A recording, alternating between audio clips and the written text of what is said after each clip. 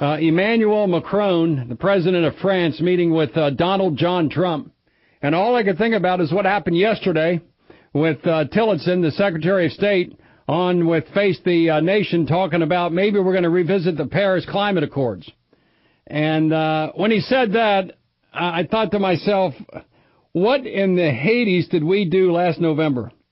As you may know, Mark and I were kind of fans of Ted Cruz because he was a constitutional Republican who believed in the foundations of this nation and understood the strength and the limitations of the American presidency. Our guy didn't win, didn't get close to winning. It came down to John Kasich, my governor. I'm broadcasting to you from Cincinnati, Ohio tonight. My governor was Kasich. One of my golfing friends was John Kasich. The last year or two, we have had a falling out. Don't see him, don't talk to him, can't deal with it anymore. So at the end of the day, we were left with clear alternatives between Trump on one hand and Clinton on the other. And I thought to myself in October and early November, look, if Hillary Clinton is elected to the presidency, we're going to maintain DACA. DACA will continue with Hillary Clinton. We're going to have the continuation of Obamacare and not repealing and replacing Obamacare. We're going to have the continuation of Obamacare. And if we have Hillary Clinton in the White House, we're going to have unlimited debt ceilings. There's going to be deals struck. The debt ceiling will be unlimited, keep going up constantly.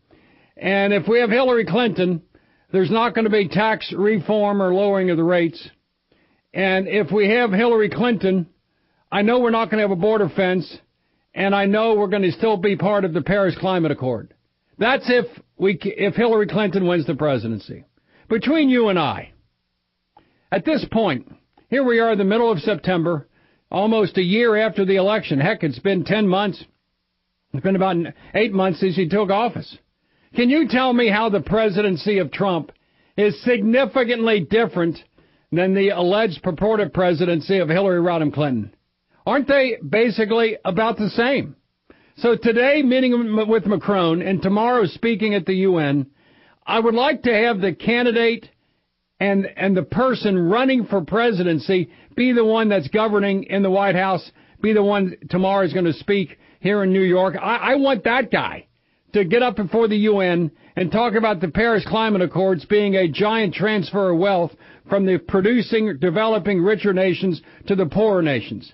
I want him to say things such as the UN the last 15 years has doubled its budget and doubled its personnel without any measurable effect. I want that guy who ran for office, who spoke in Cincinnati, who spoke in Austin, who spoke in Tampa, who spoke in Madison, who spoke in Cedar Bluffs, the guy that spoke in Sacramento, the guy that was in Wisconsin. I want that guy to be my president.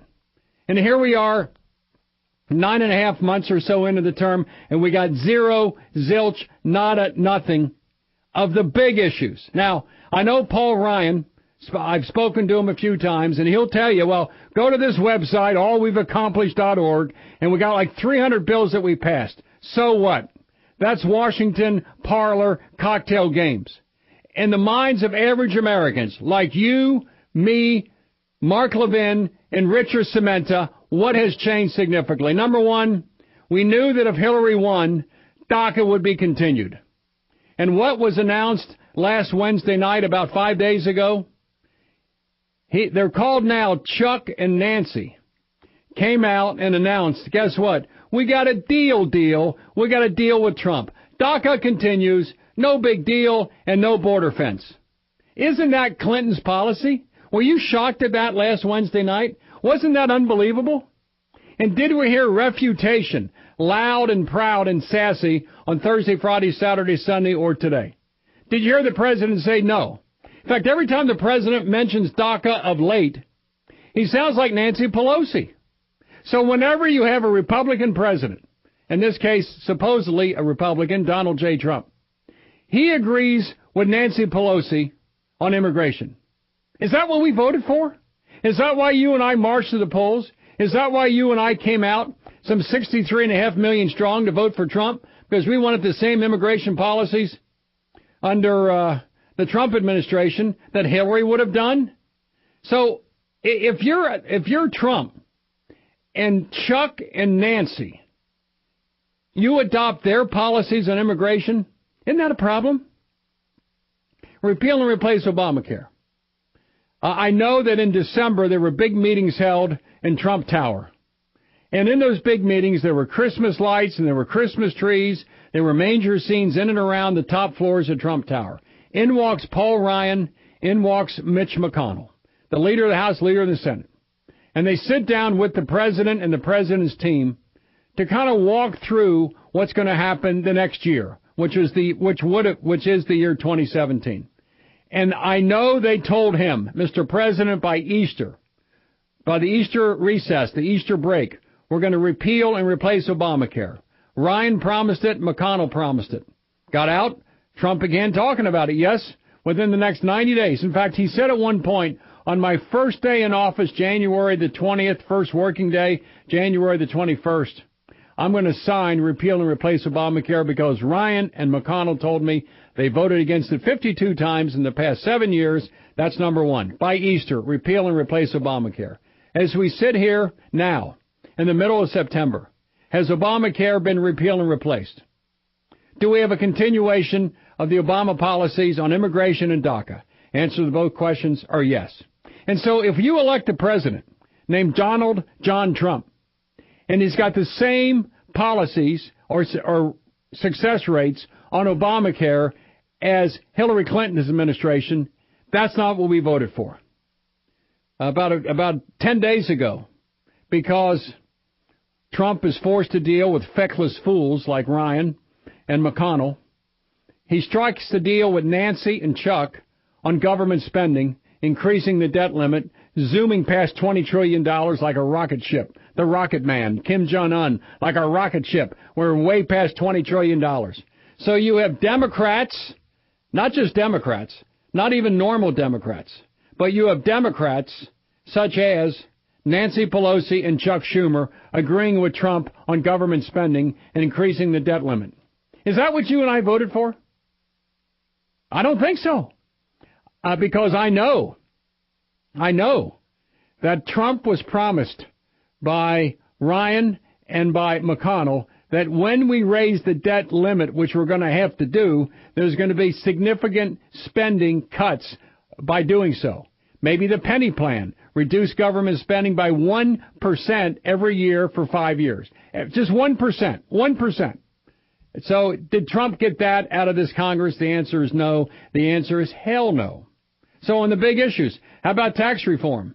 I know for a fact, in December at all these big meetings, Ryan and McConnell told the Trumpster, by the August recess, we will have tax reform. Not just lowering the rates and repatriation of $4 trillion. We're going to completely redo the tax code. In fact, Paul Ryan was giddy. Brady, head of the House Ways and Means Committee, is going to come out by the August recess. We're going to put on your bill, Mr. President, a complete reformation of the tax code. The tax returns will be in the back of a postcard. We're going to lower the rates, and it'll be economic boom. So here we are past the August recess. By this point, middle of September, DACA continues. No repeal and replace Obamacare. It's the law of the land. There's no less government spending, and there's no tax reform. There's no tax rate reduction at this point. There is zero, zilch, nada. I went to 2 or 3 Trump rallies, introduced him once or twice. And at every rally I heard, build that wall, build that wall. Who's going to pay for it? Mexico, Mexico, build that wall. And at those meetings in December and January, Ryan and McConnell both promised the president and his staff that by the end of next year, which in their parlance would have been the end of 2017, we're going to have a huge infrastructure bill we're going to put on your desk, and we're going to have money to start building the fence. In fact, the fence, which is already there in hundreds of miles, will be extended. That's a done deal. So there was these promises made. By Easter, repeal and replace Obamacare. By August recess, complete tax reform, doing your tax returns in the back of a postcard. And by the end of 2017, we're going to have infrastructure package of $1 trillion, and we're going to have the border fence well built and on its way. So here we sit, 10 months after the election, some 8.5, 9 months after the inaugural. What has been accomplished? Zero, zilch, nada. And then the other shoe to drop yesterday with Rex Tillerson On Face the Nation, the president wants to revisit the Paris Climate Accords, whose main function it is to destroy Western economies, to lower them to the level of Somalia, and also to make us feel guilty because we want to produce energy. So you tell me, my fellow Americans, how is the presidency of Trump legislatively, give them credit for Neil Gorsuch and the federal judges, give them complete credit, great job there, Federalist Society, good work. But legislatively, what has been accomplished, what has been done? The answer is nothing, less than nothing, zero, zilch, nada. And watching Brady this morning, watching the Sunday morning talk shows yesterday, now it looks as if tax reform is in complete jeopardy because repealing and replacing Obamacare would be easy compared to tax reform, compared to immigration reform. Easy stuff. So we sit here. Okay, Mr. President, Mr. Trump. Okay, Republicans. We gave you the House. We gave you the Senate. We gave you the presidency, and you give us nothing, zero, zilch, nada. So I've had it up to here with all of Washington. Most of these things, let's face it, whether it's immigration, repealing and replacing Obamacare, less government spending, tax reform, border fence, all that kind of stuff, is kind of on the legislative side of the table. If Ryan and McConnell would have produced those bills, Trump would have signed it. But the Paris Climate Accords and DACA are completely on Trump's side. It looked to me like Ivanka Trump and Jared Kushner, who are moderate to liberal Republicans, if there are such things, moderate to liberal Americans, control the thinking in the White House. Now that Bannon's gone, Reince Priebus is gone, he has scoured clean conservatives out of the White House. What's left are so-called New York Republicans. The Charles Percy crowd is what's left. And it doesn't give me, Bill Cunningham, the great American, a warm and a fuzzy. So, tell me where I'm wrong. Tell me how Mark Levin and I aren't thinking correctly. Tell me how tomorrow at the UN is going to be significantly different. Let's take some calls. As always, the line for Mark Levin, the great one, is 1-877-381-3811. 381-3811, the Mark Levin Show. Also, I've read the book. You should too. Also, Rediscovering Americanism. Been out about 5 or 6 weeks, doing great.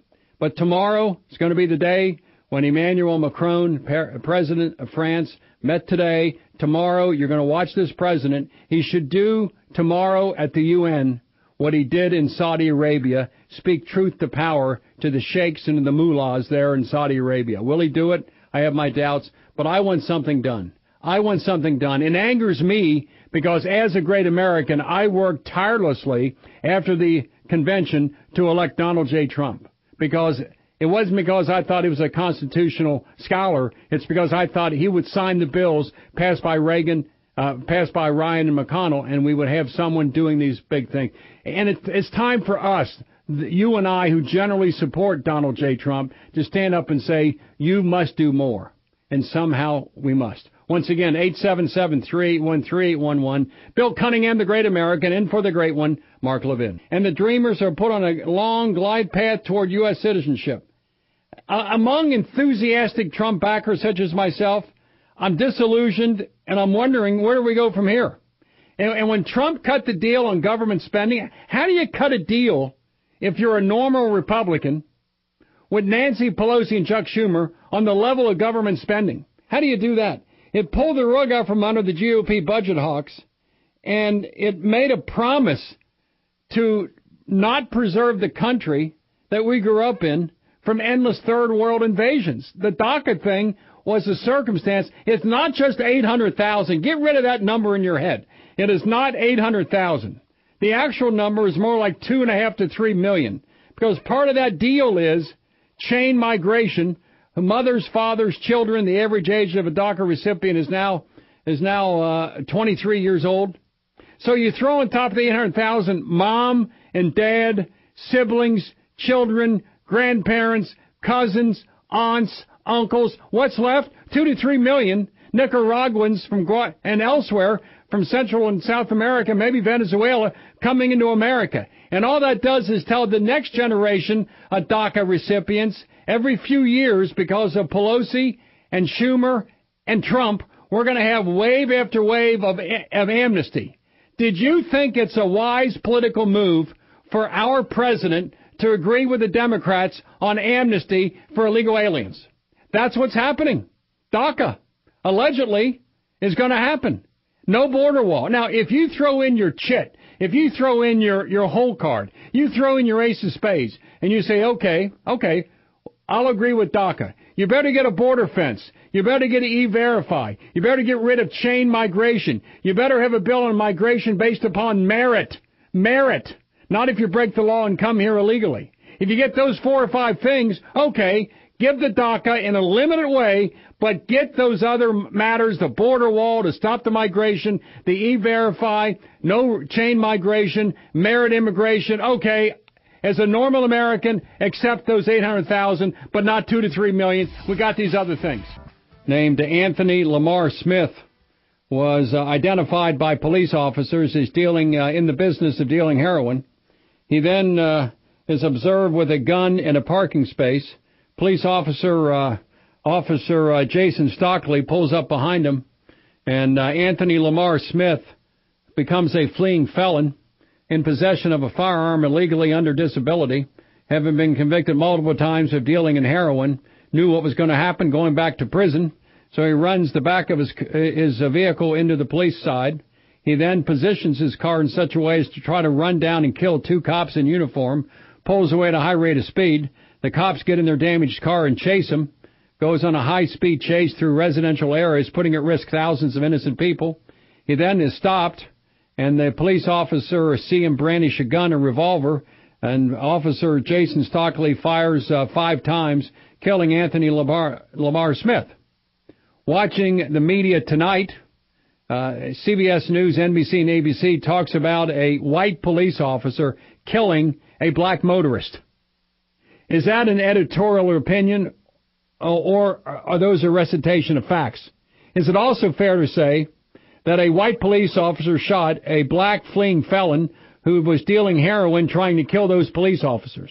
It depends. If all you hear about this case is what the mainstream media tells you, you would think, quote, as a black motorist, you're constantly in jeopardy of being shot by a white police officer like Darren Wilson, who shot Michael Brown and killed him in Ferguson, Missouri, because Michael Brown tried to murder police officer Darren Wilson in uniform in his car.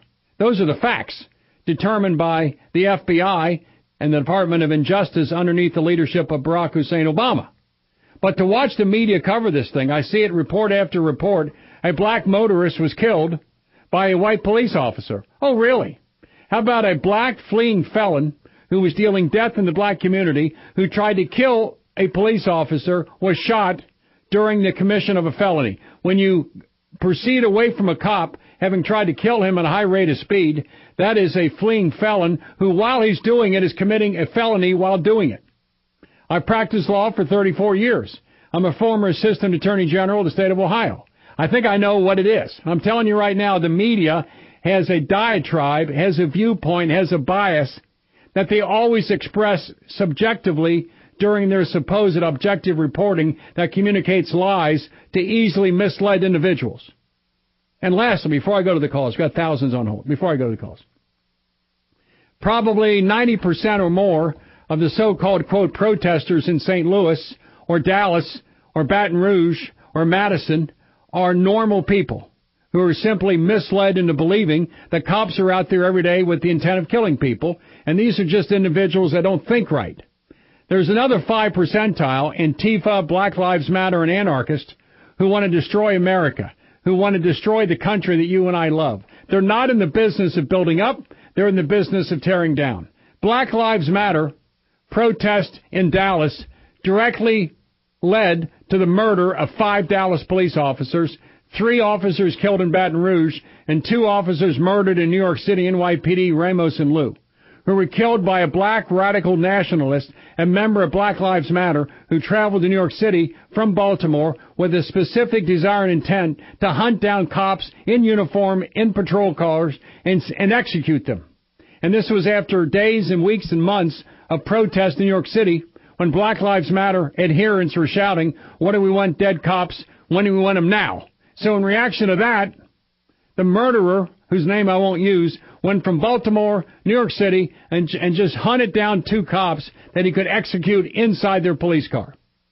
Now, Black Lives Matter is a racist, radical, left-wing group who advocates the murder of police officers. You would think they would be ostracized by the mainstream media and identified by the Department of Injustice and the presidency as a hate group that advocates the murder of cops. But no. During the Obama years at the end, he met numerous times in the White House with Delray McKesson, one of the founders of Black Lives Matter, in which there were tweets and selfies taken with the president meeting with Black Lives Matter. Hillary Clinton's candidacy was endorsed by Black Lives Matter. The Democratic National Platform, the DNC platform, complemented Black Lives Matter that advocates the murder of police officers. One can imagine the outrage, as there should be, if the Trumpster meets with white supremacists in the White House. Or if white supremacists, it's one thing for white supremacists to endorse Donald J. Trump. He can't control that. He can refute what they want to do.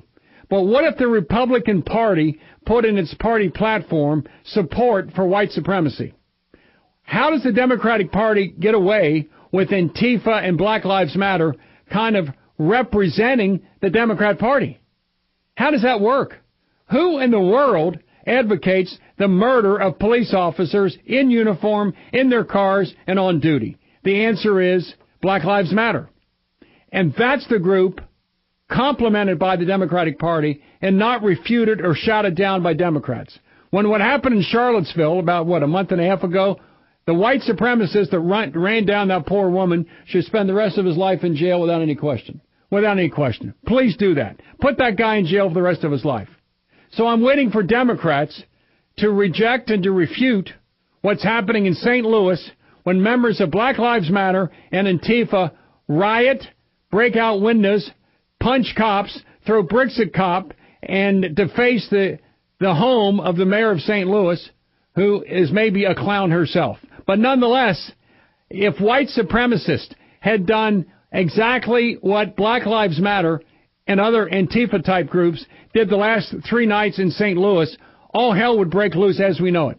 But somehow the media, because it's Black Lives Matter, which is a racist left-wing group advocating the murder of cops, and Antifa, who are anarchists and criminals, that when they act in a certain way, you heard things like, well, you have to understand where they're coming from, or we got to give them space to protest. Did anyone say after Charlottesville, with white supremacists, we got to give them space. We got to give them some time. We got to let them vent. Hell, nobody said that. Me included. Mark Levin, hell no, want nothing to do with those guys and those women, mainly men.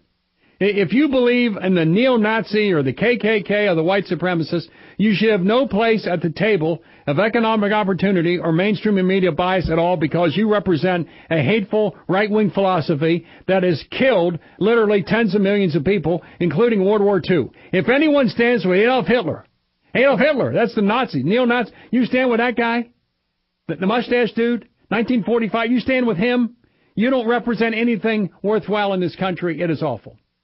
And nothing in world history has ever fairly compared to what the Nazis did to the Jews, the Catholics, the Gypsies, and to Americans, Eastern, Western Europe, and the world for those 12 years of Nazi rule. That was as bad as it got. Maybe rivaled by Stalin, maybe rivaled by Mao Zedong as far as number of deaths. We're talking tens of millions and millions and millions. Awful. Antifa and Black Lives Matter compared to that are nothing, except they are a current left-wing racist groups whose rhetoric has provided encouragement to the murder of police officers in New York City, Baton Rouge, and Dallas. The law enforcement is the thin blue line between democracy and anarchy, and the anarchists want that line erased.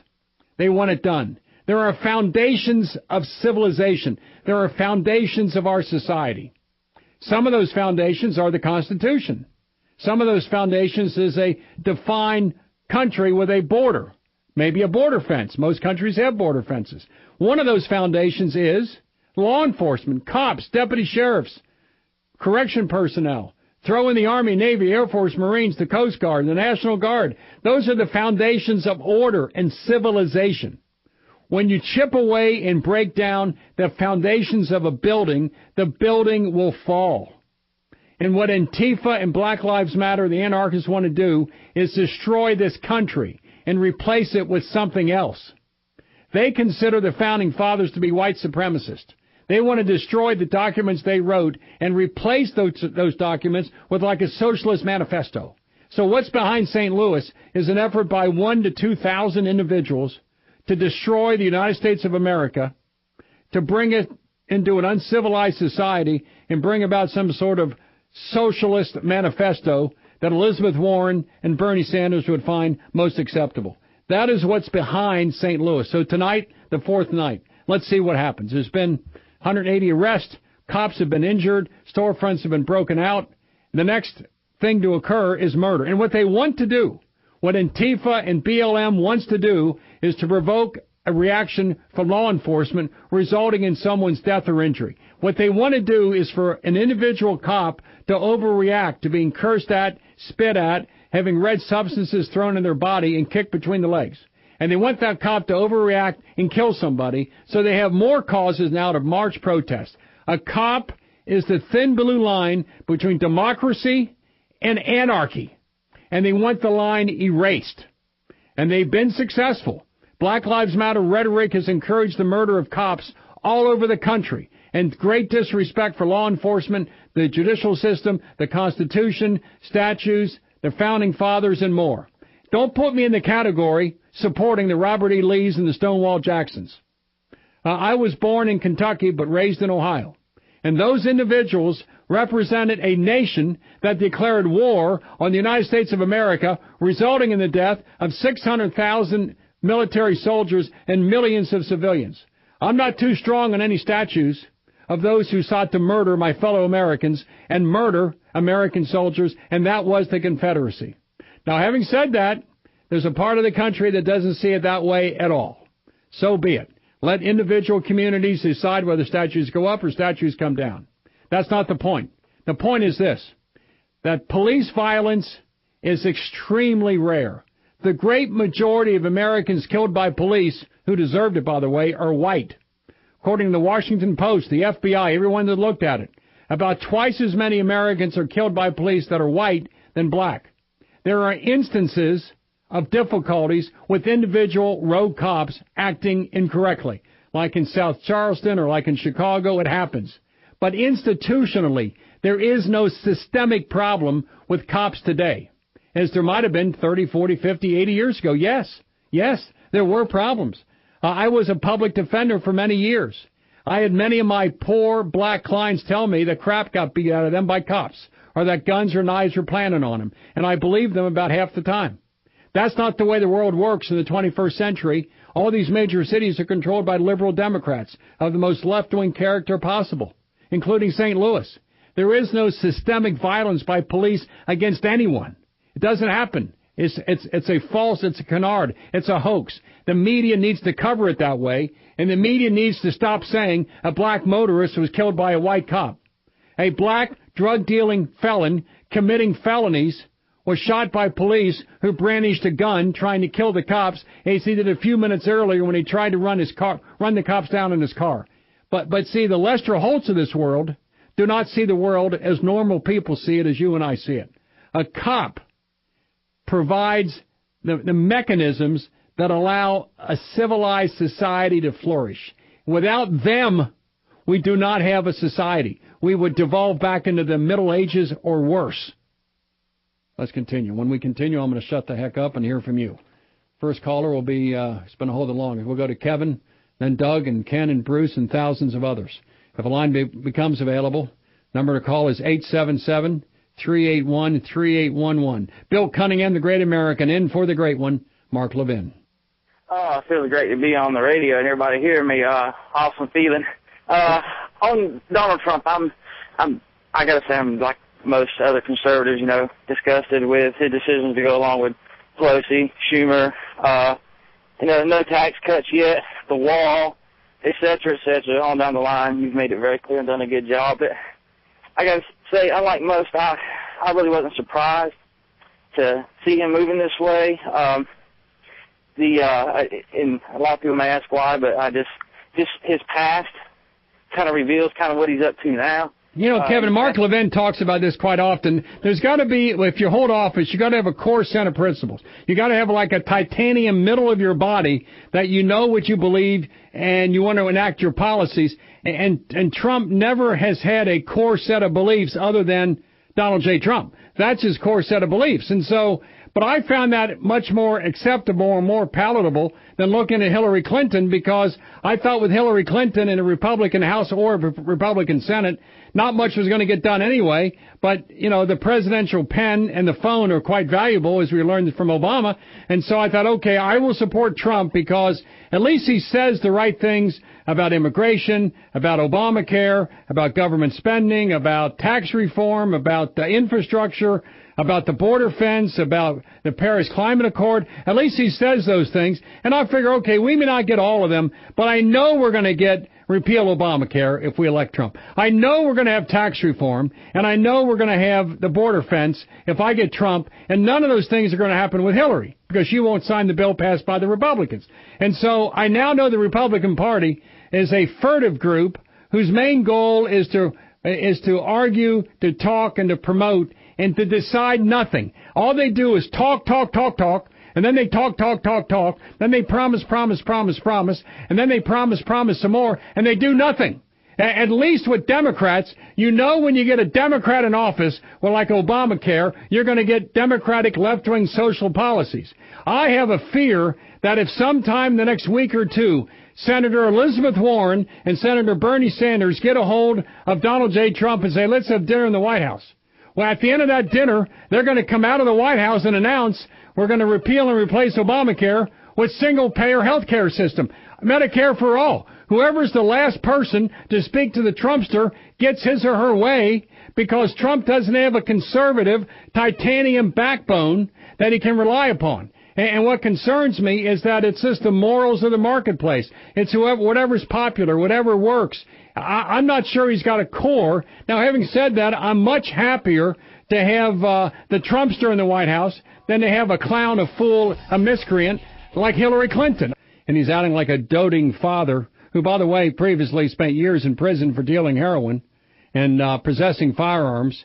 And the video is quite clear that he tried to kill 2 cops with his car.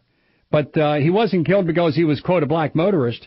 He was killed because he was a fleeing felon who had in his possession heroin and a gun, and he tried to kill 2 cops.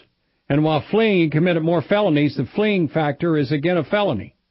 But it's amazing how the media has to take certain number of facts and boil them down and fit them into a small little container of white cop kills black motorist, as if the color had anything to do with it. So if a white heroin dealer, and most people that use heroin in America are white, if a white heroin dealer had done exactly the same behaviors as Anthony Lamar Smith, that this white cop would have said, oh, the heck with it. You can keep doing what you're doing. You can try to kill me and go 90 miles an hour into a residential area, and if you're white, I'll let you get away with that. Absolutely a bald-faced, unmitigated lie. The great majority of those killed by cops in America, rightfully, are white, not black.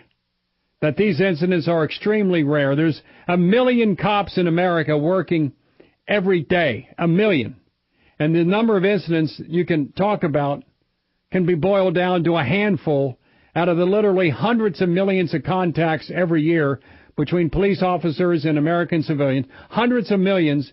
There's a handful, a dozen or two that might be questionable, as if that is systemic violence. It is not systemic, and it's not violence.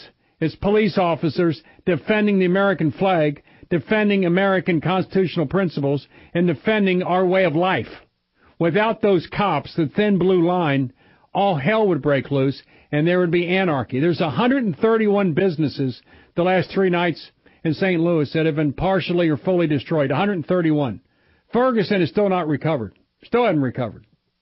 Have riot will follow. So individuals are bussed in, Antifa, Black Lives Matter, vandals, they protest, burglaries, robberies, arsons, they commit mayhem. Fortunately, last night, I just got the new numbers from Fox News, 181 were arrested. I pray to God they don't get out anytime soon for doing what they're doing to the good people of St. Louis.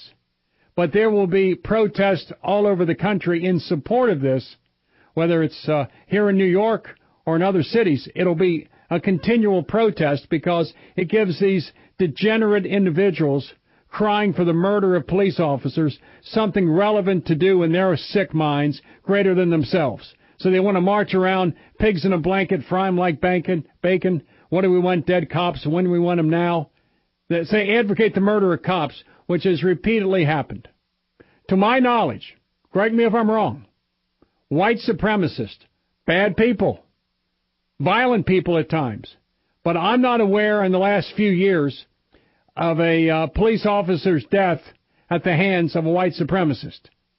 But I am aware of many, many cops killed due to the rhetoric employed, the followers of Black Lives Matter.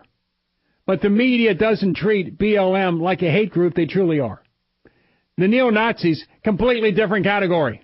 If you claim to be a Nazi after what the Nazis did in Germany between 1933 and 1945, but you want to be part of that group, I think you're suffering from some sort of mental disease or defect. Maybe you're a paranoid schizophrenic with affective components. Something's wrong in your head if you want to have the Steve Colbert Nazi salute, which Stephen Colbert does on CBS, gives the Nazi salute. And you think like that, there's something wrong. I'm a Catholic. There's something wrong with you. You're not thinking right. If you're a white supremacist, you're not thinking right. Something's wrong. If you're a Ku Klux Klan member who lynched about 2,000 people in the South and has a racist view in God's children that are black, white, yellow, red, and brown in every description, something's wrong with you. On the other side of the fence, if you believe that police officers are systemically killing black folks, if you believe that police officers should be murdered in their police cars, kicked in the groin, have bricks thrown in their face, there's something wrong with you. You're not quite right. They need to be treated like for a mental illness or defect of one type or another. You're not thinking right. The difficulty is the Democratic Party as a group has embraced Antifa and Black Lives Matter. They've embraced them. Now that's a problem. They're not thinking right. Something's wrong. You can't let that kind of philosophy dominate. And in many major cities, New York, Chicago just had their 400th murder. 400 murders. Do you know the name of any African-American murdered? Can you mention me one name in your mind murdered in Chicago? Black. Can you give me one? Well, you've heard the name Trayvon Martin. You've heard the name Eric Garner. You've heard the name of Anthony Lamar Smith. You hear these names because the media uses it to advance their cause of attacking cops, attacking law enforcement. One of the best things that Trumpster has done is support cops. The thin blue line between democracy and anarchy are the police officers, the men and women in blue. And Trump is so right to say the problem in America is not the behavior of cops, it's the behavior of criminals. Great majority of whom numerically are white, by the way. That's the problem. The problem is the criminal element in our society. It is not the police officer. Let's continue. I'm going to quit babbling. Take your calls at 877-381-3811. Let's continue with Doug in Hoboken, New Jersey, the home, of course, of Old Blue Eyes. And, Doug, welcome to the Mark Levin Show. Doug, please go ahead. Hey, Phil, thanks for taking my call. Yes, sir. I'll make 2 points. One is I agree with what you say. Trump can't get anything done, and all the things he's promised are not getting done. But I think it's more because the Democrats are just throwing everything at him but the kitchen sink. Everything. And the Republicans, these guys can't put together a coherent message if you threaten them. And if this was a football game and the Democrats left the field, they still couldn't score a touchdown in 4 plays. Reminds me of my Cincinnati Bengals. They can't score a touchdown.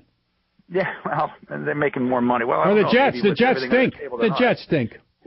But, the real point here that I really want to make is everybody's, fighting over this DACA thing. You can't fix DACA right now because fixing DACA without fixing immigration is like putting a brand new wheel on a totaled out car. Well, Doug, how about Trumpster fixing DACA, and then in exchange for that, we do 1, 2, 3, 4, and 5 on immigration. We build the fence, get rid of chain migration, chain immigration, have E-Verify. And there's all kinds of things we can do with immigration. If the Democrats want DACA, if they want to action on deferred action for childhood arrivals, DACA, give them DACA. But what do you get in exchange? Nancy Pelosi said, We got nothing in exchange. We just gave them DACA and 800,000 more voters and get nothing back. How about if I give you an immigration plan that'll fix DACA? Let's do it. And I want an immigration plan that average Americans like you and I want. I want immigration based upon merit, not based upon one's bloodlines. I want an immigration plan that says you can come and go. In other words, if you want to be a migrant laborer, you want to work here, we know who you are, here's your card, here's your isometric card, we know who you are, you come and then you go. And if you got an MBA in nuclear engineering, we want you to stay in America. No more no more cellular immigration, that if you're the grandmother or grandfather of a migrant farm worker picking lettuce in California, you get to come ahead of somebody else. I don't want that. I want a southern border fence. I want no more amnesty. That's what I want. Okay, but we have to draw a line in the sand. And until you fix immigration, you have no line in the sand to do all the things you want to do. I can give you that line in the sand. I'll give you a 2-minute plan that'll fix immigration. Give it to me, Doug. I'm waiting. Okay, here you go. Just understand a couple things up front real quick. You're not going to get 100% of what you want. Nobody will. You've got 11 million people here. You're not going to send them back. It's ridiculous and impractical. But we have to draw a starting point. So here's your starting point. You shut down immigration everywhere. Anybody in the system stays in the system, no new apps. You give everybody 6 months to sign in, no matter who they are. If they're illegal, 6 months to sign in. Get an application to the post office or download it. Come back with a $5,000 application fee with each one, because we're going to check you out, and you and I shouldn't have to pay for that because, A, you're not supposed to be here anyway, and B, you probably never paid taxes. So it's $5,000 per person, 10 years and up. I realize we'll have an influx of 9-year-olds. But that fee will be used to be checked out by the FBI. If you're not a criminal, what you're going to have here is a blue card. The blue card's going to have your photo and a tax ID number on it. You can take that any place and get a job during this procedure. Okay, so now you don't have to hide anymore. So we get rid of sanctuary cities without a dollar spent or a shot fired. Now, these people can go anywhere in the world. Basically, they're going to have to show 10 years of gainful employment with tax returns, no government subsidies. You don't get them. All right? So we do that, and any children born to a blue card person, if that blue card person fulfills the 10-year plan, they get to stay. If not, they're deported as a non-resident. I want to hear a border fence here somewhere. Well, we're definitely going to have to put a border fence in.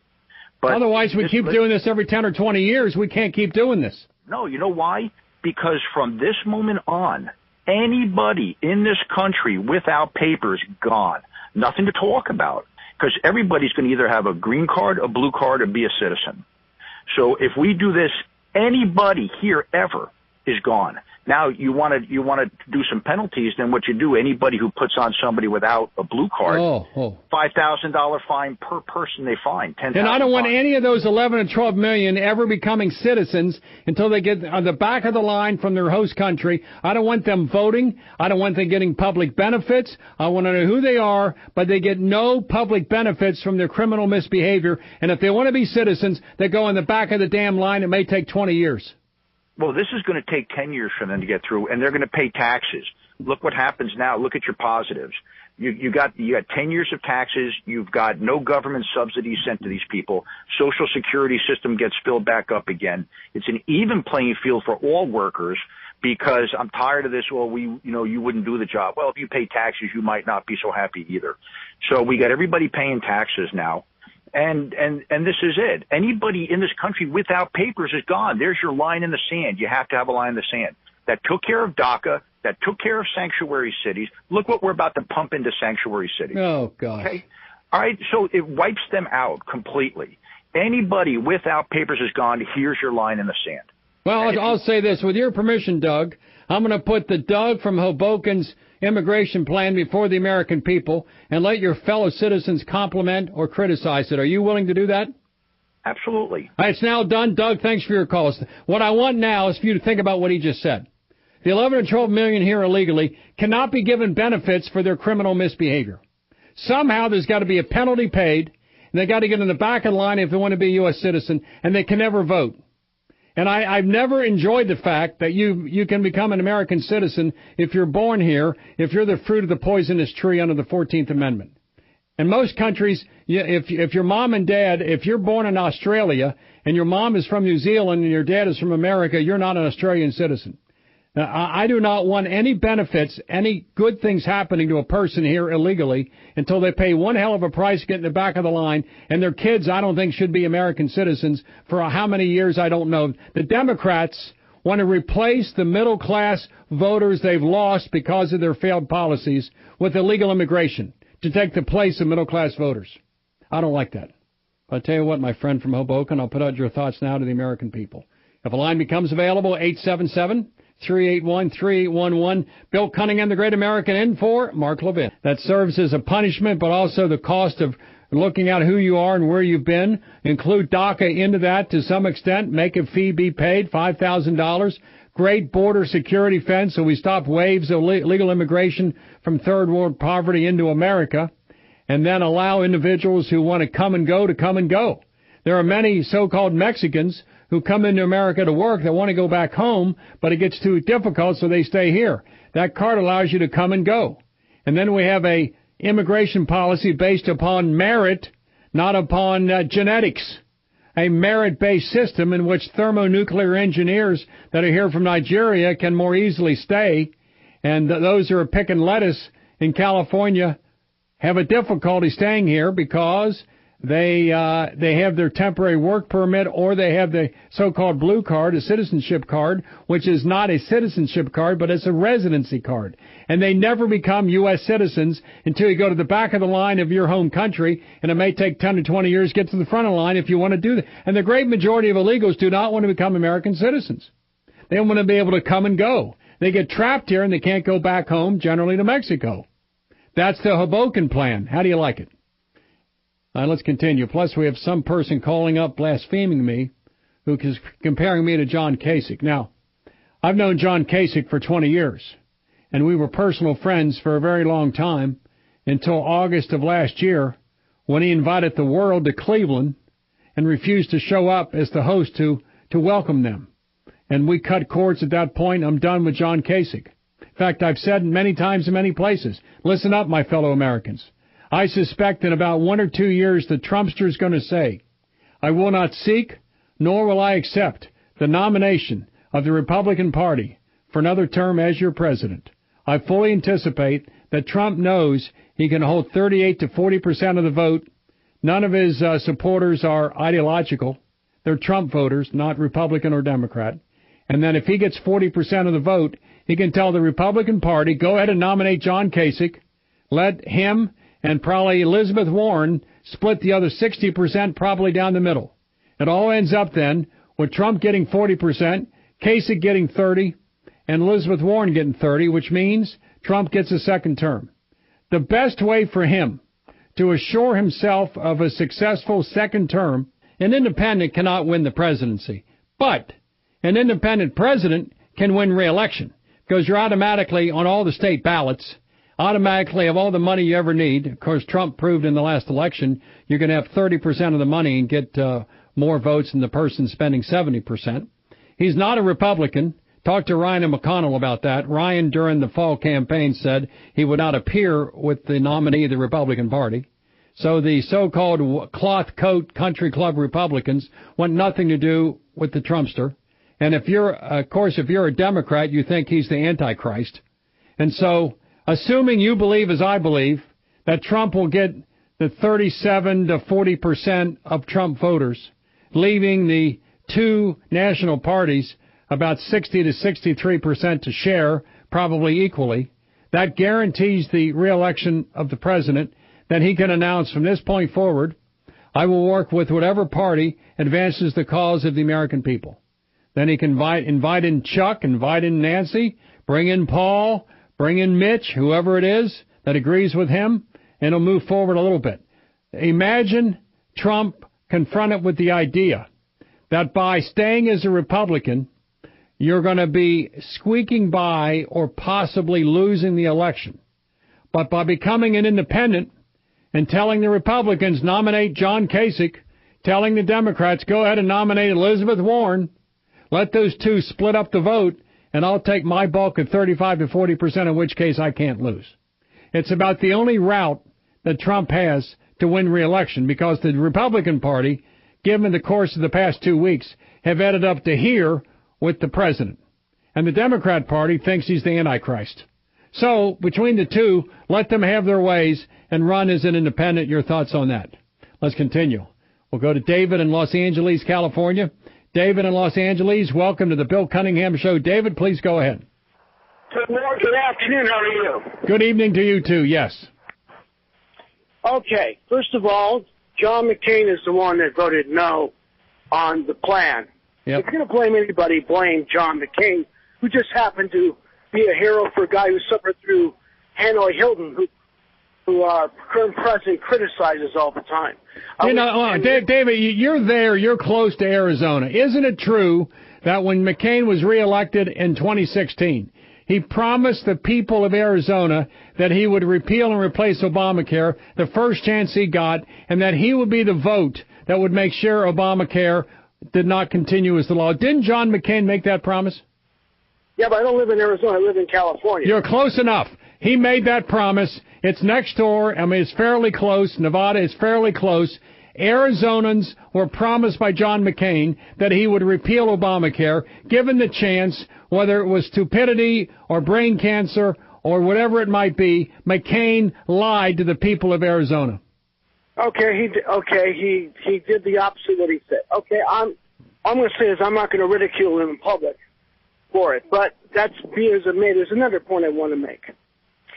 I listen to this program every day, and you guys talk about limited government, and you talk about the Phillips Papers, but there's one document that you guys never talk about.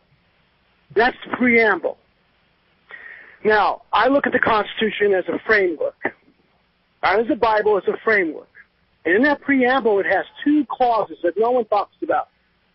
Provide for the common defense and promote the general welfare. Now, who promotes the general welfare? The people through representatives.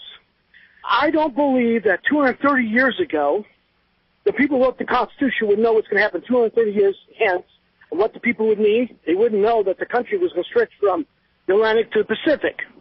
So, I don't care what the Phillips Papers say, because that was just gimmick to get 13 people to sign on to the Constitution. So how is it neither conservative, liberal ever talks about the General Welfare Clause, neither does Hillsdale, by the way, talk about the General Welfare Clause as to what Congress can do. Not even the Supreme Court, when it came to the Affordable Health Care, even mentioned it. And yet that clause is key to everything that's benefited us. How come? Not even Mark talks about it. Well, my friend, I would say this, that the Constitution is a wonderful document that provides in its terms for its amendment, and it also provides that the U.S. Congress is the preeminent organism of the federal government. And so the Congress's job is to provide for the so-called general welfare. And as a high school kid, I memorized the preamble. The preamble said, "We the people of the United States, in order to form a more perfect union, establish justice, ensure domestic tranquility, provide for the common defense, promote the general welfare, and secure the blessings of liberty to ourselves and to our posterity, to ordain and establish this Constitution of the United States of America." Now, that is the preamble, but it is not part of the Constitution. It is not a clause in the Constitution. It is a precursor to the Constitution, but it is not part of the Constitution. Understand what I'm saying? A preamble is something before the document. It is not part of the document. Yet, when I look at the General Welfare Clause, no matter how you look at anything else, knowing that they could not be around in 230 years, going through Plessy versus Ferguson and everything else, the Voting Rights Act, knowing they wouldn't be around at the time, they put that clause in. And I remember Chief Justice John Marshall, Marble versus Madison, said, "You guys can't look at what we do to make decisions. You must decide the cases in which they come down." The General Welfare Clause is used to promote Voting Rights Acts. It's used to rule against discrimination, etc. You cannot be a conservative and yet sign on to that preamble.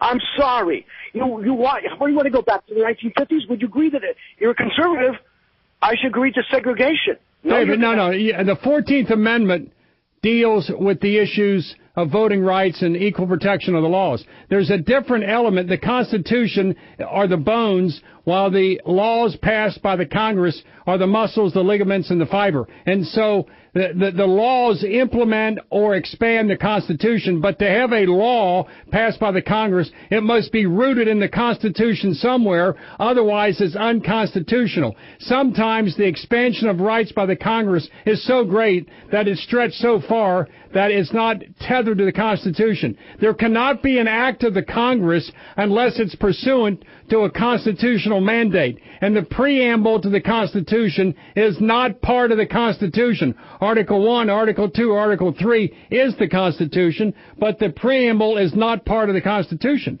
And so when the Voting Rights Act and Discrimination Acts were tested constitutionally after 64 and 1965, there were clauses in the Constitution, generally the 14th Amendment, that gave, according to the federal courts, the ability of the Congress to pass enabling legislation on voting rights and barring discrimination that was found rooted in the 14th Amendment. 14th Amendment had never applied to the states. It was always assumed it was applied to the federal government. No, it's applied to the states by judicial interpretation later. The 14th Amendment and the Bill of Rights have all applied to the states. You may argue it hasn't, but in reality it does. By operation of law, because of the Supremacy Clause in the U.S. Constitution, the federal courts have the supremacy of interpreting what the Constitution says. And so the 14th Amendment is applied to the states through judicial fiat.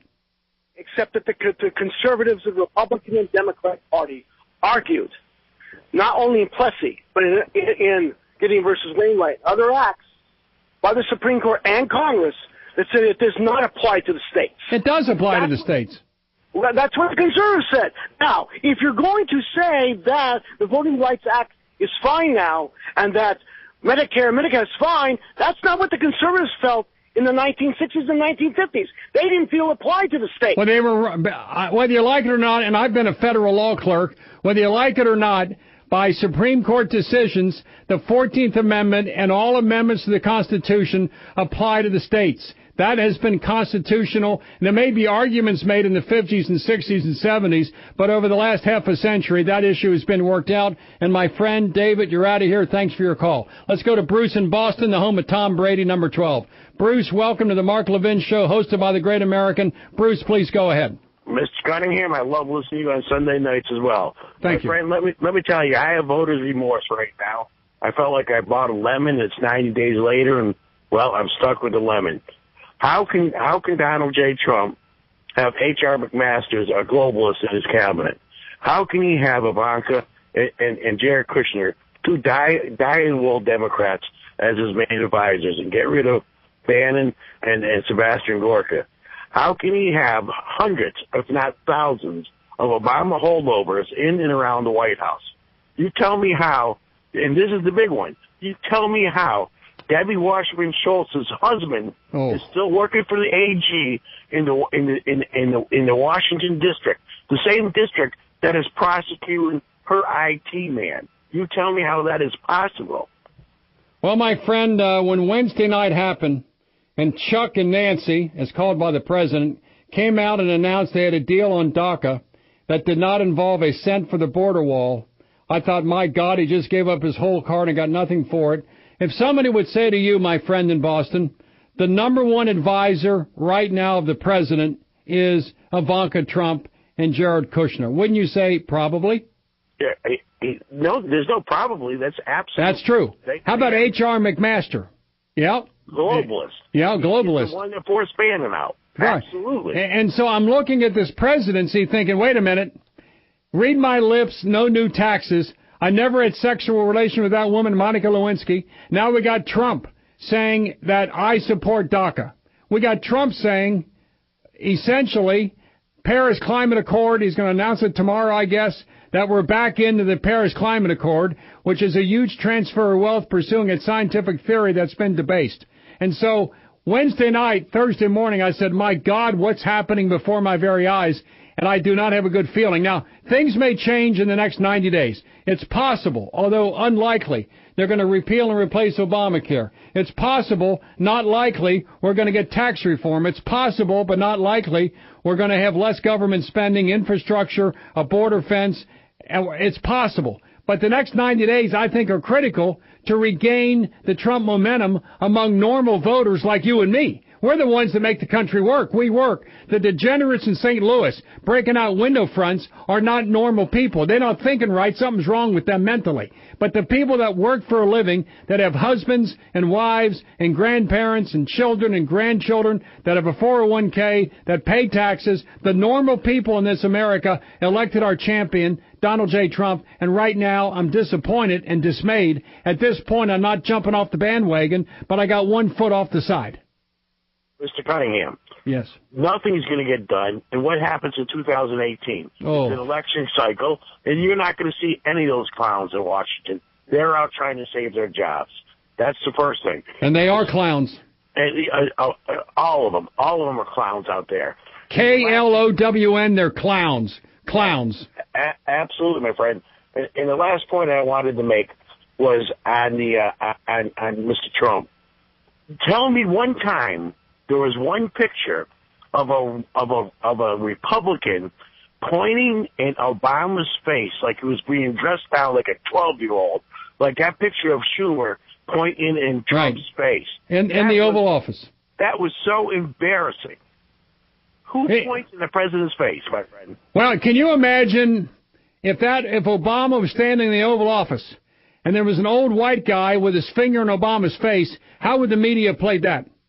Absolutely. That's what I'm saying, my friend. That's what I'm saying. Mr. Cunningham, always good talking to you. Well, Bruce, you're a great American. Let's continue with more. Check out marklevinshow.com. Check out crtv.com. Check out Rediscovering Americanism.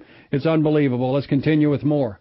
If a line becomes available, which it never does, hundreds are on hold, thousands, millions are listening. 1-877-381-3811. Bill Cunningham, the great American, in for the great one, Mark Levin. Against Trump associates, those in the Trump administration, they'll know hell's going to break loose. Because of the stupidity that Trump had in appointing Jeff Sessions to be Attorney General. He set up a string of events, the result of which will be the destruction of the last half of the first term of his presidency, because all the media coverage and the Falderall and the Saturday Night Massacre, all the crap that's going to happen, is going to be unbelievable. And the reason I say that is that you cannot have prosecutor's office filled with Clintonistas, who are the Clinton lawyers investigating Donald J. Trump, Paul Manafort, and General Flynn and all the other devotees, and not find something wrong. You cannot have, 27 Democratic prosecutors, dozens and dozens of FBI agents, experts on financial transactions and others, looking at complicated legal transactions, banking rules and regulations covering multi-nations without finding something wrong somewhere. Someone didn't file a form, didn't cross a T, didn't dot an I, didn't fill this form here, had this intent to do something wrong with the tax code. It's impossible. In fact, I contend that if the FBI or the Department of Justice wants to get you, they will get you. During the Obamanista term, 8 years, one thing Obama made sure is that he had two stooges of his running the Department of Injustice. And he had Eric Holder and Loretta Lynch. Those two stooges made certain that nothing ever got out negative about Obama legally, and all the Obama scandals were brushed under the carpet, no big deal. They knew that. And Obama had his buddy Eric Holder, then his close friend Loretta Lynch, in charge of indictments of the Obama administration. And guess what? Lois Lerner, IRS, no matter what it was, nothing ever happened. As soon as the Trumpster selected Jeff Sessions, who was part of the campaign, then the campaign came under FBI scrutiny. It was a certainty that Jeff Sessions, the lid would be off. Jeff Sessions could not be the Attorney General investigating the campaign of which he was a part. The critical, unforgivable error of our president was selecting Jeff Sessions to be the Attorney General.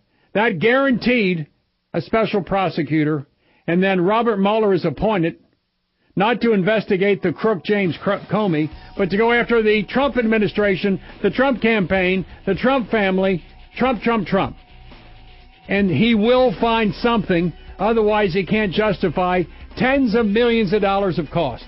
Mark my words, on this Monday night, required in each along with numerous other rules and regulations put out, decisions, and the CFR, the Code of Federal Regulations, etc., is it possible that any multi-billionaire businessman with literally 500 companies in up to 36 different countries, 500 different companies in 39 different countries, could not have violated a law somewhere?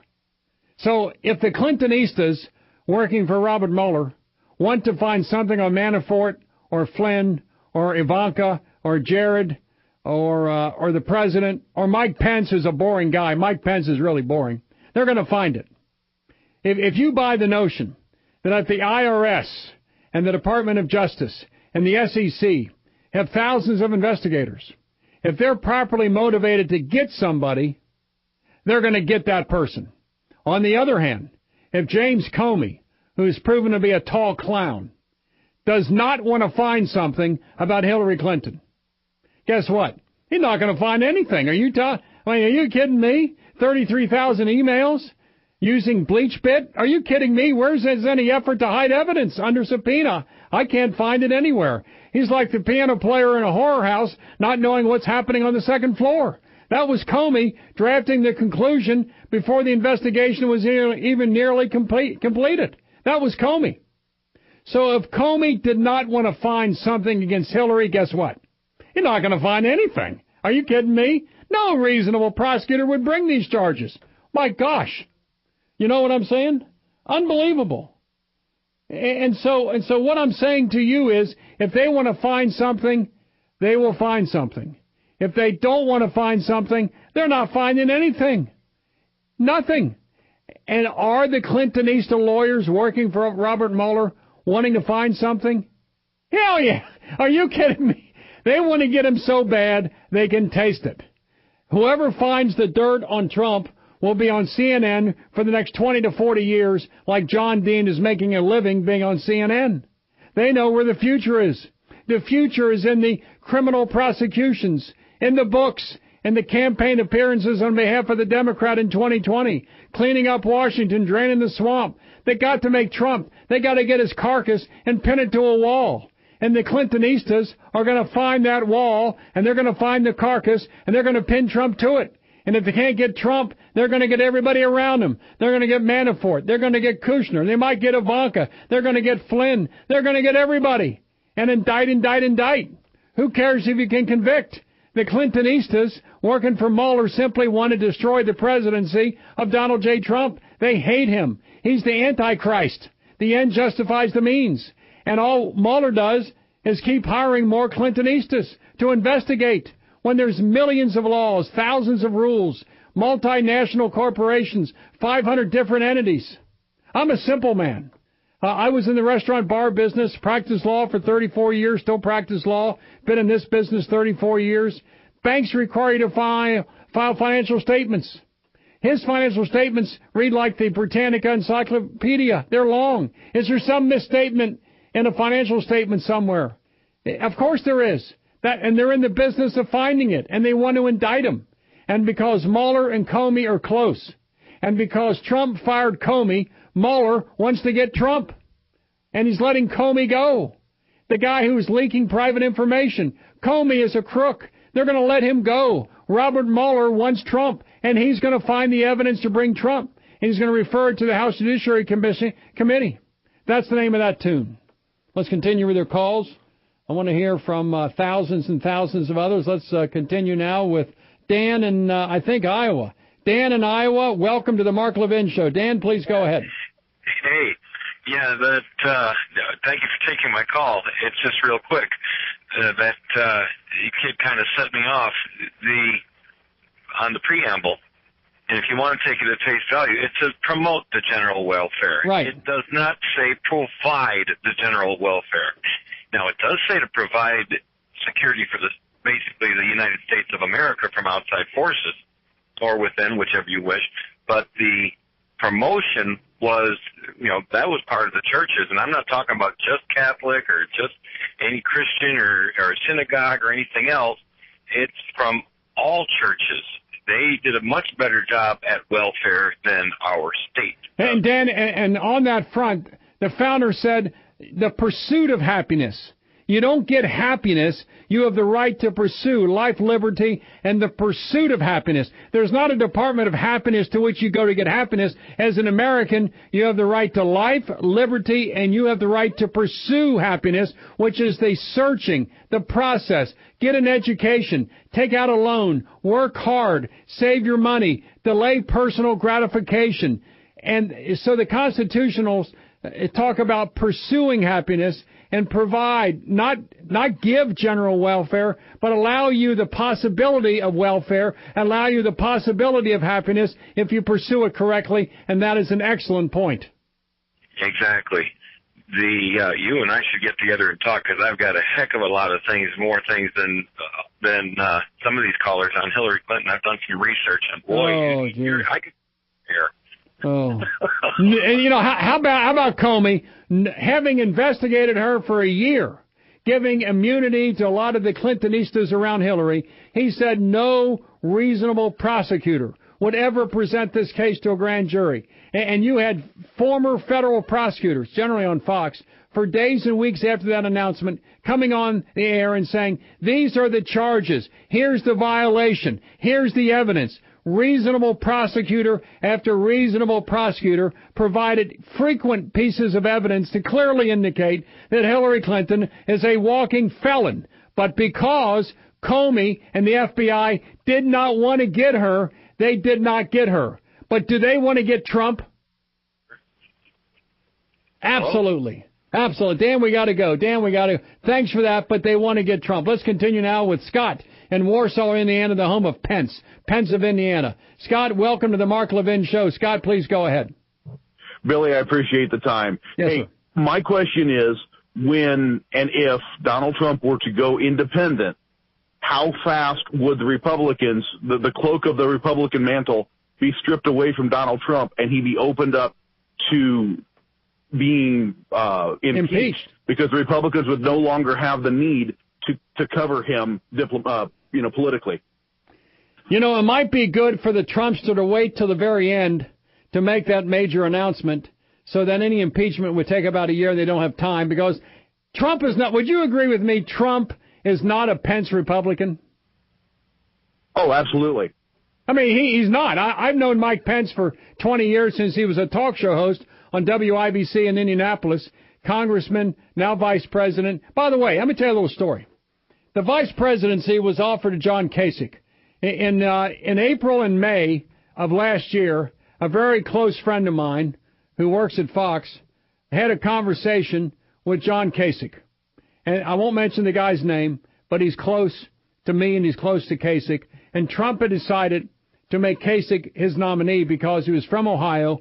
He figured Trump in his mind had Florida because he was a Floridian resident, and he needed somebody from Ohio. No one's ever won the presidency as a Republican without winning Ohio. And so this friend of mine goes to see Kasich and says, John, Trump wants you to be his vice president. And Kasich quickly said, under no circumstances, no, I don't like the guy, I don't like what he, no. And this friend of mine at Fox was the reason that John Kasich got 10-year deal at Fox on the weekends. It's what kept his brand alive when he left the Congress, so he owed this guy something. And so this guy says to Governor Kasich, look, this is important, and let's give you a few days to think about it. And my friend flew back to Columbus, goes to the governor's mansion, speaks to Kasich again, who essentially tells him, get the hell out of here, I'm not talking to you anymore, no. On the eve of the convention, my friend gets hold of Kasich once again. All right, John, you're not going to take it. Of course, Pence was offered it. He's going to take it. But we want you, at a minimum, to do an opening speech in Cleveland at Quicken Loans Arena and just welcome the Republicans. Say nothing bad about the Trumpster. If you want, just talk about your principles, why you ran. Say nothing bad, but just welcome the crowd there to have some unity. So Trump reaches out to Kasich to have some unity. He wants the presentation in August at Quicken Loans Arena to look as if he's with a unified Republican Party. My friend said, Kasich said, absolutely not. I'm not going to open the convention in my home state. And this was the guy in South Carolina who signed an affidavit under oath promising to support the nominee of the Republican Party, who said repeatedly on stage, you know what, I'm going to support the nominee of the Republican Party. I think it's going to be me, but if it's Donald J. Trump, I will support Trump for the nomination. This guy, Kasich, lied, stabbed my friend in the back from Fox, and then threw a party in Cleveland as the host and didn't attend it. What do you think about Kasich? Being from Indiana, we don't have much use for Ohio to start with, but I'll tell you what, the whole thing with Kasich and all that makes me mad. Pence, we've seen for a lot of years in Indiana. A lot of people may not like him, but Pence sees the border around the big picture, and he was able to buoy down the rhetoric against Trump and give us kind of a solid helmsman in the process going through the convention and on into the election. A lot of people voted for Trump because of Mike Pence being on board that would not have voted for Kasich. See, here's the difference. I've been to some Trump rallies. Trump is a rock star. Trump is like Garth Brooks. Trump lights up the arena. You can have a Mike Pence rally with only Mike Pence and have a table of 6 at a restaurant. You have a Trump rally, and there's people lined up around the corner, 15,000 deep to come in.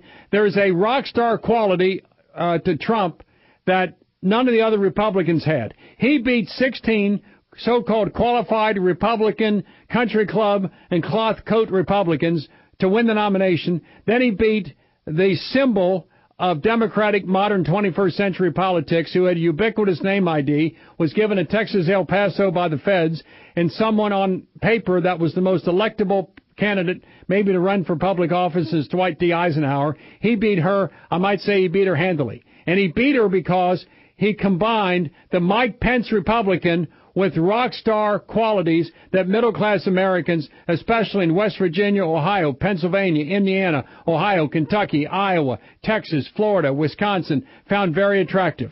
And he's frittering away the conservative Pence voter by his positions on so many public issues, such as DACA, government spending increases, and climate change. Paris, I guess he's going to announce tomorrow, yay or nay. But he's going to keep the hardcore Trump voter because the economy is going to get better. I wait for the Mueller indictments in the next 3 to 6 months to see what the hell happens, and the media at that point will be in complete meltdown. And, Scott, if we end up with Mike Pence as the president, we could do a lot worse. Yes. Basically let everybody just stay and not become citizens. Right. And, you know, I'm just not okay with that because I fought the amnesty in 1986, and we were promised this was the law, and Trump doesn't have to do anything. All he has to do is enforce this law. Yeah. And Good point. He can say, you all have 8 weeks to leave the country, finish up your affairs, and then you're deportable. There's nothing that prevents him from saying that. And, you know, I used to be a Republican. I'm not anymore because I really didn't like the wars and the Bush presidency. Right. So I don't really care about the Republican Party. Violet, what has illegal immigration done to the state of California? Oh, it's awful. You know, it's like our budget every year here in California is about $110 billion a year. About half of that is public education.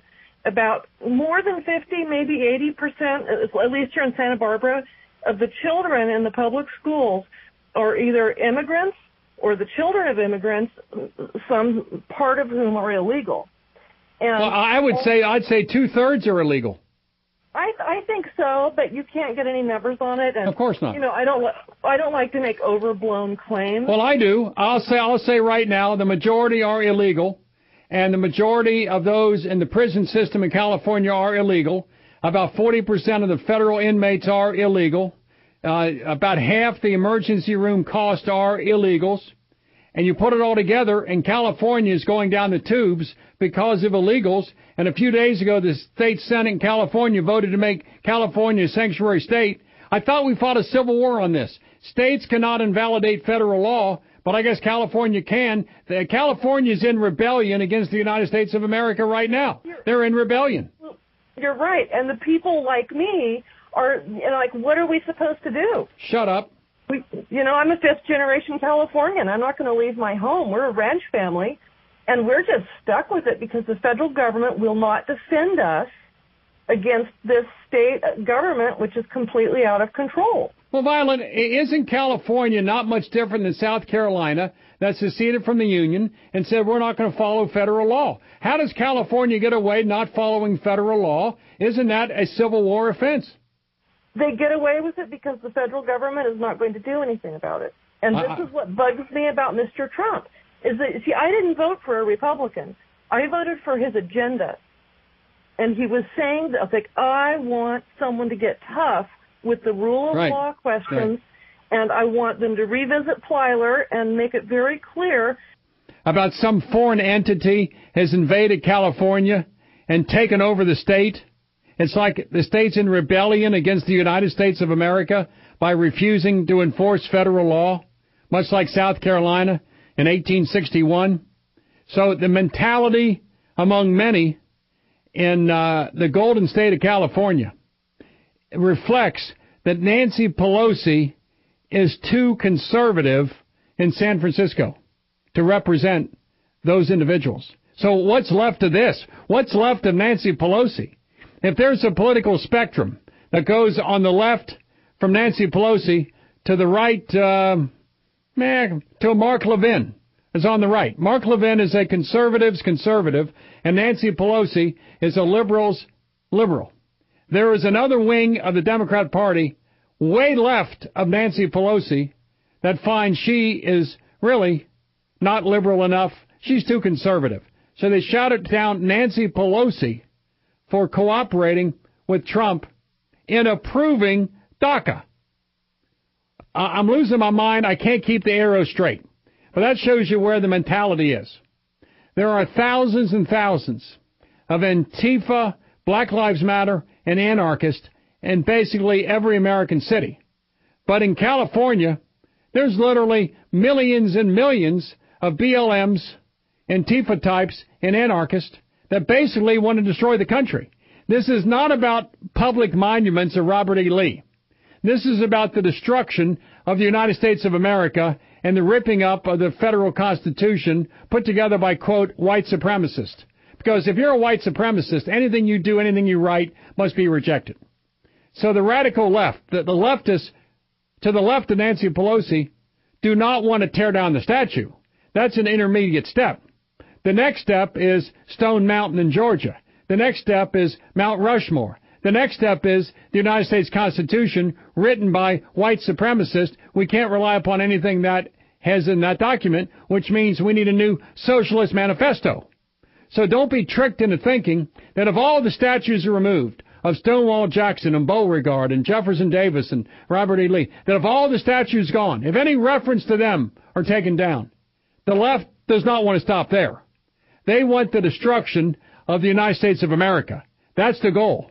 What's happening tonight in St. Louis, what's happened the past 3 nights, are efforts by a few thousand to take over the United States of America and to destroy the city of St. Louis, destroy the American economic system, destroy capitalism, tear up the Constitution, make ignorant anyone who voted for Donald Trump. That's the goal.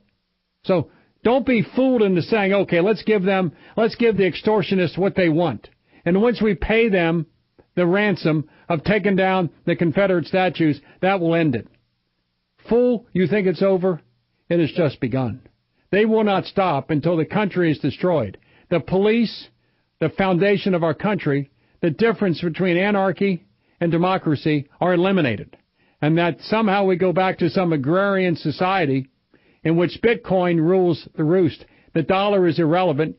Churches are irrelevant. Mosques and synagogues don't matter. And the Constitution, written by white supremacists, we can't follow that anymore. We need something different. That's the goal.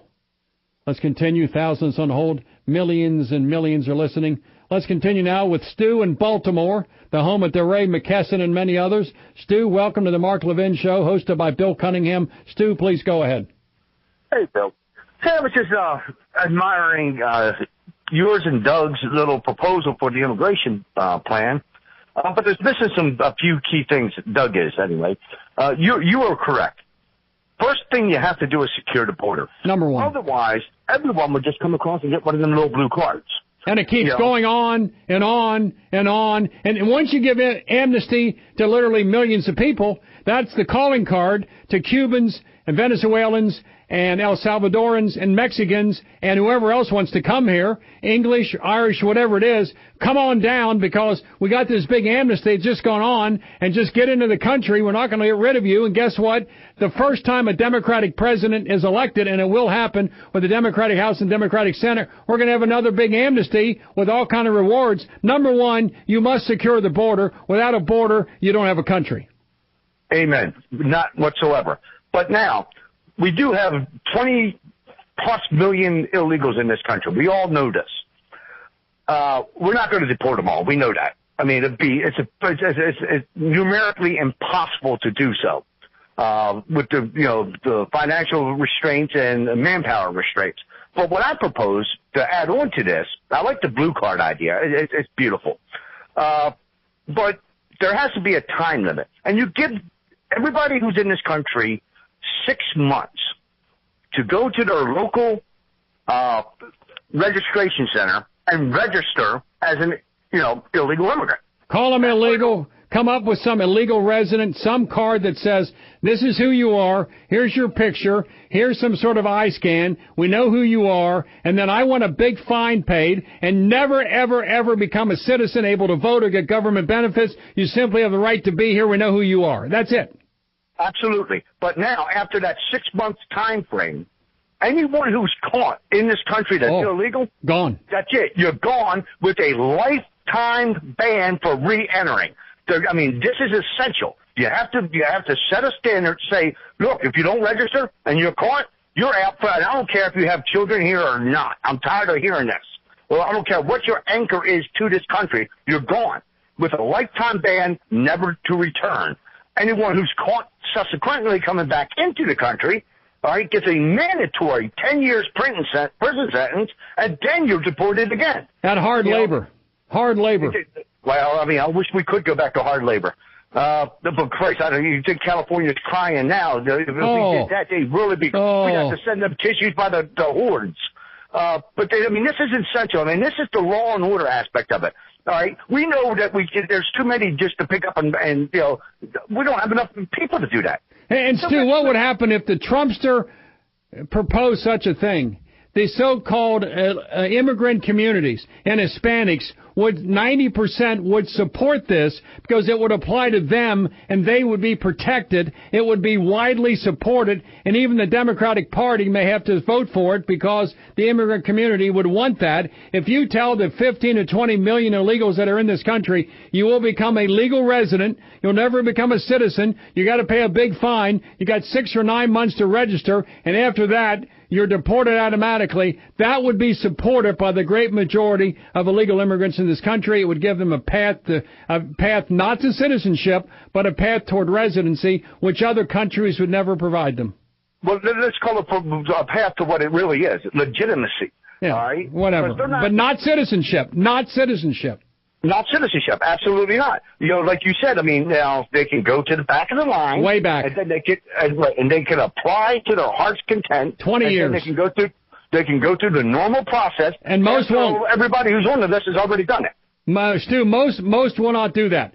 They'd be very happy to get a blue card that said, "I'm a legal resident, and these are the rules that I'm going to follow. And God help me if I break a law, if I do whatever." You're thrown the hell out of the country immediately. If you're convicted of a felony, having gotten that card, and you're a resident and you become a criminal, you're thrown the hell out immediately. Absolutely. And like I said, that would solve almost every problem we have with illegal immigration, with the exception we need that border wall first. Otherwise, we would have a... Number one is security. But Stu, let me ask you this question. I have read somewhere that Delray McKesson, one of the founders of Black Lives Matter, is paid a huge salary to work in the Baltimore City schools. And if you're in Baltimore, and I'm also told that Baltimore has hundreds of murders because police are standing down, and that there's bike racks in Baltimore that can't be operated anymore because all the criminals are taking the bikes. What is the status of Baltimore after the Freddie Gray incident? Listen, we hear a lot of people talk about California and how liberal California is. People have not seen liberalism until they came to Baltimore. do they change to the state of Maryland? We have a governor, a Republican governor, who caves to these liberals, to save his job without making a fight at every turn in the road. Baltimore is it's a nightmare in the city of Baltimore. Isn't it like New York, San Francisco, Chicago? You can't find a Republican with a search warrant. There's no Republicans, right? You can't be a Republican in Baltimore. Yeah, absolutely, because that's the only people going to get in trouble in this state. And it's a crying shame, Bill. If anybody who comes to visit Baltimore, they see it, and the police do nothing. Of course, if you're a cop, not just in Baltimore, if you're a cop in Chicago, New York, if you're a cop in Austin or Denver or Cincinnati, you're conditioned now to stand down, do nothing aggressive, turn the other cheek, and don't be proactive. The cops in St. Louis are now being told, stand down, don't chase somebody black, don't do anything wrong, we can't afford this. So what's happening now, Black Lives Matter has indirectly caused the death of thousands of African Americans because proactive policing is done. And these criminals are emboldened, they're hyper aggressive, and it's plain as the nose on your face. And these politicians in this city will do nothing to jeopardize their job. They could care less about the public. They could care less about anything but their salary that they're getting out of us every month. And Stu, what about Marilyn Mosby, the clown female prosecutor who indicted those 6 cops? Has she been thrown out of office yet? Hell, she's hailed as a hero. Hell no. Hell no. A hero. She's a hero because she's brought about the destruction of the black section of Baltimore by herself by indicting cops and freeing criminals and giving criminals room to riot. I mean, Marilyn Mosby is a joke. I know, but she sent a clear message to Baltimore City Police. All right? Fuck with her, and she will indict you. Yeah, you don't mess with her. Well, Stu, we got to run. Thanks for your call. Let's continue with more. Once again, check out Mark Levin at marklevinshow.com or crtv.com. Read his book, Rediscovering Americanism and more. Pleasure to be here. Only about 15 minutes remain. Bill Cunningham, the great American, in for the great one, Mark Levin. A clear-cut lie, so let's hold them to it. How about this? This is off the AP wire, which is about a third of the time.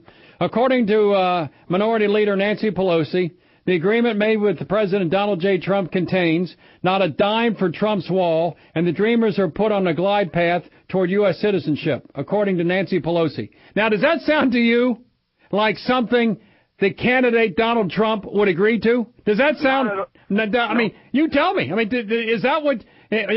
build that wall. Who's going to pay for it? Mexico. Does that sound like Trump? But according to Nancy Pelosi and Chuck Schumer, your U.S. Senator, they struck a deal with the president where DACA continues, no wall, no e-check, verify, there's continued blood, genetic immigration, all these things that we ought to change. The president said during the campaign, I would never lie to you, I would talk about DACA, repeal and replace Obamacare, less government spending, we got more. Tax reform doesn't exist. There's no infrastructure bill. There's no border fence. Paris Climate Accord is going to be rescinded, I guess. Rex Tillerson yesterday on Face the Nation said we're open to renegotiating the Paris Climate Accord. What significant promise has Trump made that actually has been fulfilled?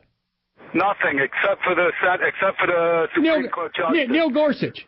That was fabulous. However, I'm waiting for these things, and I got one foot off the boat. I'm about to jump, but I'm not there yet because we got 3 more months till the end of the year. But there's so few legislative days remaining because the Congress doesn't work that I'm not sure these big things can be done at all. I have no confidence it'll be done. And when Trump can lie about immigration, he can lie about anything.